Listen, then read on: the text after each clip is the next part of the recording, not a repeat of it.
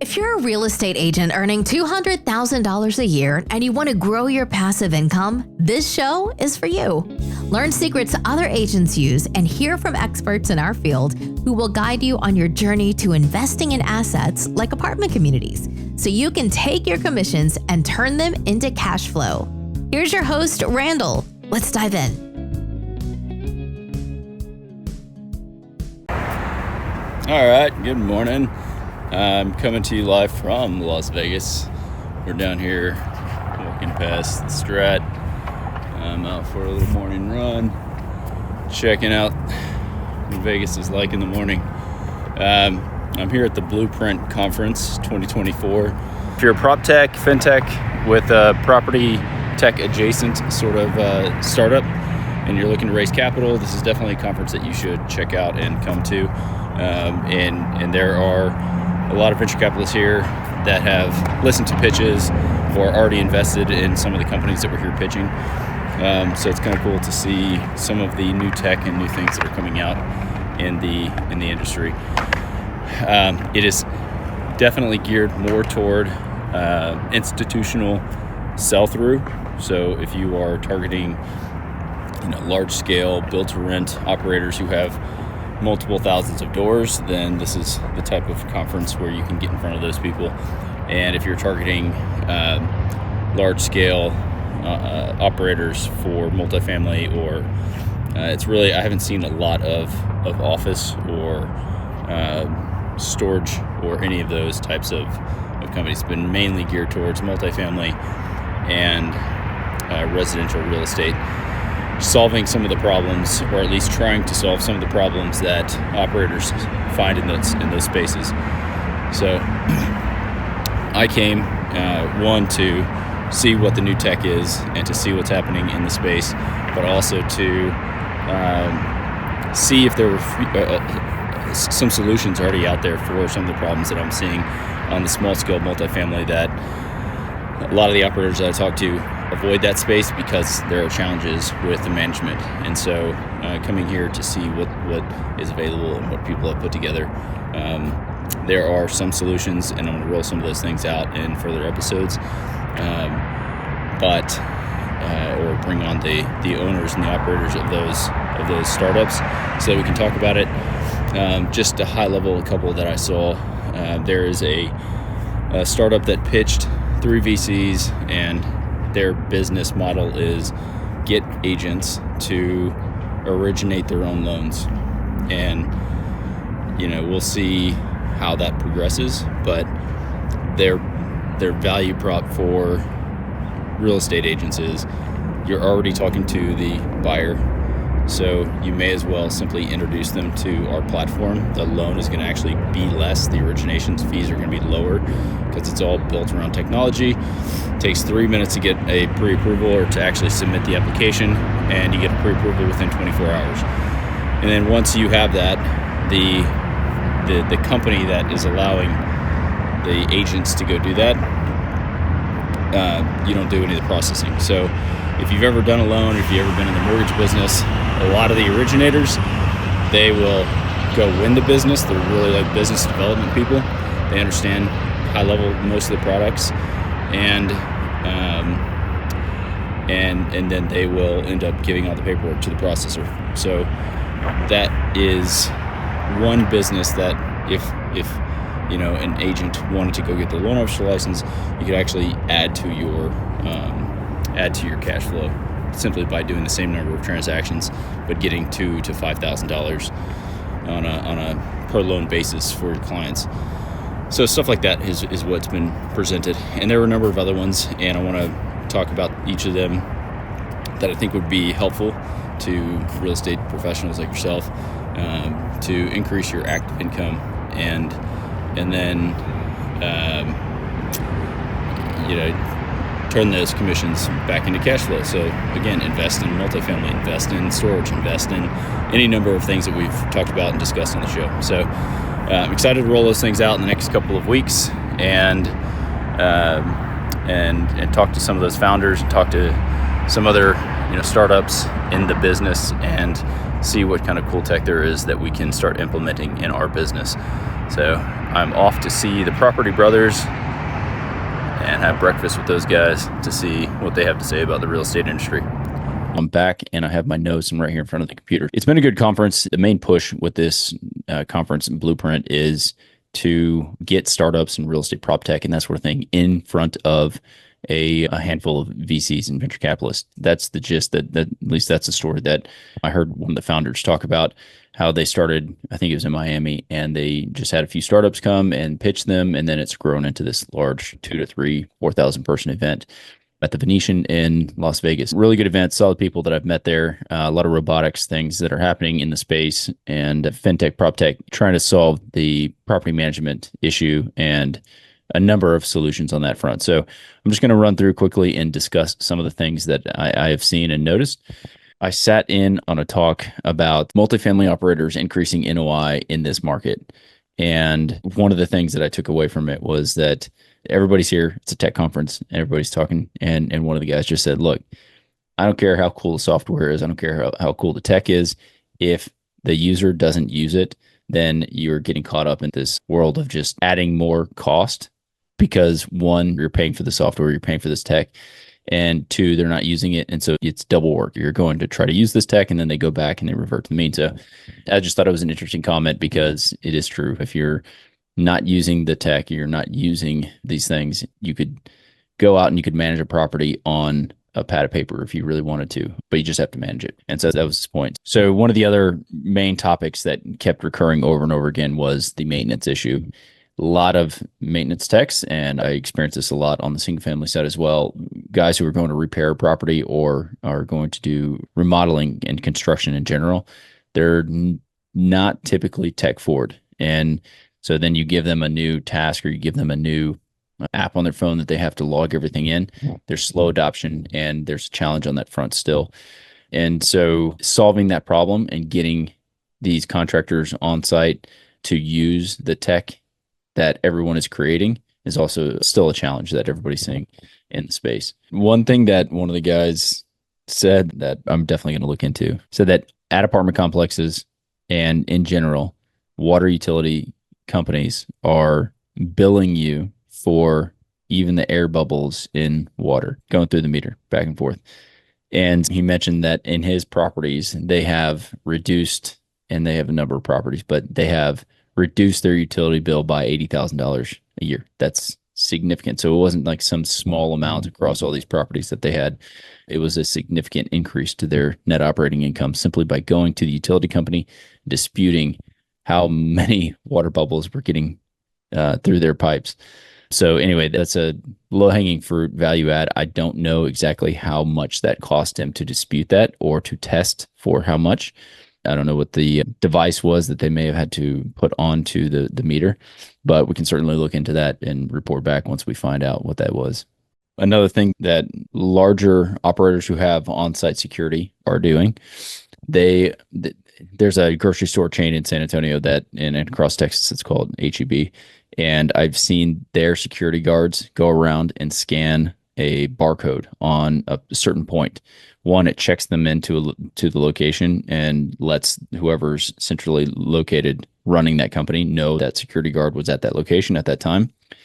But two, and this is what the apartment guys were talking about, it's building a database, and it's building data across time. And that data becomes valuable that you can now feed into these AI models, and it will allow them to have better insights to what's happening around their properties. And so if you have security guards on site, that is a simple add-on that you can have them do is to scan and to fill out the notes and everything in a centralized location. Then you can feed that information into one of these AI platforms that will allow you to then use that data to make better decisions about what's happening at your property. And one more thing on the NOI front, insurance has become a massive expense and has doubled on many properties around the country, depending on where you are located and in the risk. Some of the guys that were speaking on this panel talked about how they have rezoned their flood zoning. If a property is in a flood zone, but it hasn't flooded within 100 years, then you can hire a company to go and get it pulled out. Let me see if I have the name of it. If it's zoned AE and it hasn't flooded within 100 years, then they can go out and change it. National Flood, I think, is the name of the company. So they can reevaluate the flood zone for you. Again, for smaller properties, probably not. I don't know, maybe it's not cost prohibitive, but it's worth looking into, especially if you can reduce your insurance bill by a significant amount, getting it out of a flood zone because it hasn't flooded in so long. That's it on the NOI front. I'm going to dig into some of these other topics that I've looked at and I've covered. One reason that I came to this conference, not only to report on this, but selfishly, I want to know what kind of technology there is for smaller multifamilies in order to allow for self-guided tours, to eliminate the need for a leasing agent so that my expense ratio or my expenses on each property can be reduced. Therefore, it increases my NOI.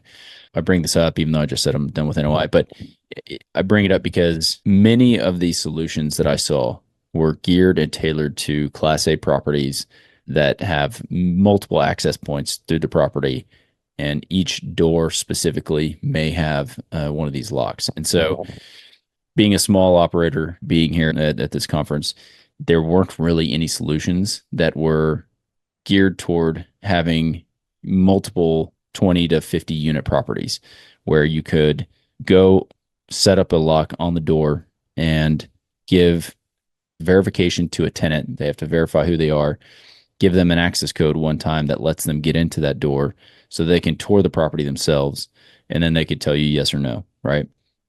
I looked around for a number of them. There was Be Home 24/7 is one, but again, their break even is like 300 units. You need to have at least 300 units across your portfolio in order for it to make sense.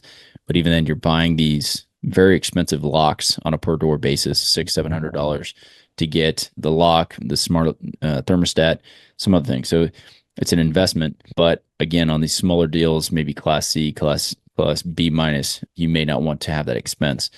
So you have to take a look at that and what that looks like. But again, long term, if you are spending $600 a door on that and you're able to reduce over the year all your expenses that you're paying towards having a leasing agent, commissions that you're paying because you're able to manage that in-house, or your property manager is able to do it without having a leasing agent that you're paying commissions to, that's a big expense as well. There are some solutions, I would say. I'm going to dig deeper into them because that is one of the main things that I'm interested in, having the access control, not only for that, but for another application for pickleball courts and some things that we're working on. But I'll keep you guys posted on that. Be Home 24/7 was the one that seemed to have not only the property management software, like a whole back-end software solution, but also the access control platform and technology that speaks to not just I don't think they had any hardware. It was all third-party hardware that they would link into, their software would link into. Check them out. I'll leave the link in the show notes. For all of you property managers or owners out there, I sat in on a session that was all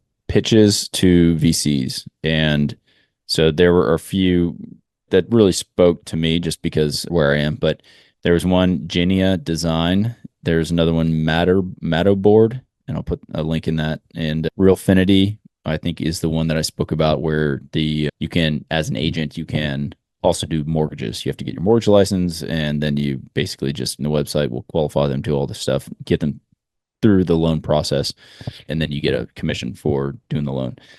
But there was another one called Rent Butter, and the guy stood up there and he was trying to solve the problem for tenants who have a sub 600 credit score to get them into more properties that would therefore translate into having a wider tenant base that you could actually lease to. Because what a lot of property managers are doing, they are simply looking at a credit score as one of the first check marks. If you don't have at least a minimum of 620, 640, whatever that number is, then it's a no. And so his value proposition is, look, these tenants may have a bad credit score because something that happened 4 or 5 years ago, and they've been paying all of their bills on time. So he takes into account a more holistic approach to the underwrite of a tenant and says they may not have been a good tenant 4 or 5 years ago, but today they are, and this is why. And it's worth looking into if you are leasing properties and you want a different qualification source. Send them there, and then they could qualify them in a different way for you. So I thought that was interesting. Another one that was pitching there was Jet.build. And they class themselves as the AI owner's rep. If you don't know what an owner's rep is, essentially when you are going to build or do some construction, the owner rep will represent you as the owner to get the best contractors, walk you all the way through from plans, design, all the way through to fully built. And so Jet.build was theirs. Another one that I'm curious about myself, but it's called Paraspot. And it's an AI-empowered property inspection. So this is how it works. You walk into a property and you have your phone with you. You take pictures or you scan the room in some form or fashion, I'm guessing through their app. And then when the tenant moves out, the tenant does the same thing. So instead of you as a landlord going through and you scanning everything, the tenant scans everything and it compares the two photos and it will create a cost for that hole in the wall that they left or for whatever it is. And my understanding is that it will also coordinate with contractors that either you have self-vetted and that are on your system, but it will give them a scope of work and it'll say, okay, you need to do X, Y, and Z. And again, my understanding based on what I heard is that it's tied to the security deposit as well. So it will auto deduct from their security deposit, pay the contractors, and then give the tenant their balance whenever that's all done. If it does all of those things, it's a fantastic way to reduce your time on site and just dealing with all the paperwork on the back end of security deposits, getting those paid to contractors and all of that good stuff. I thought that was an interesting one as well. And then finally, on the pitch stage, what I saw was another company called Vitros. And as a developer and as a land guy, if you're looking at any parcels, any infill, anything, right, these guys have a pretty awesome tool. So you can type in on their site any parcel and you can ask the AI if your project is going to work there and what types of incentives might be available for that type of construction and on that site. So that is a very cool tool that can save a ton of time if you were looking at a parcel or new construction of any kind. Okay, so those are some of the cool things that I have seen so far. We got one more day. I'm about to run over to the conference right now. The Property Brothers are talking right now, and then we will jet and be back. But cool conference overall. Again, if you're looking at Proptech, fintech, that's real estate adjacent, then I would say this is something that you'd want to check out. The people here are definitely, like I said, geared towards institutional sell-through. So if you have a product that you were building or creating or anything like that, I would that's targeting that end customer, the institutional owners, then also a great opportunity for you to come to this conference to be in front of those operators. That's all I got. I will catch you guys on the next episode. Bye-bye. Did you know that 80% of the agents we speak with got into real estate in order to gain passive income so they could obtain financial freedom and become work optional? If you want to stay up to date, the best way is to make sure you're subscribed. So if you haven't done that, go ahead and do it now. We'll catch you on the next episode.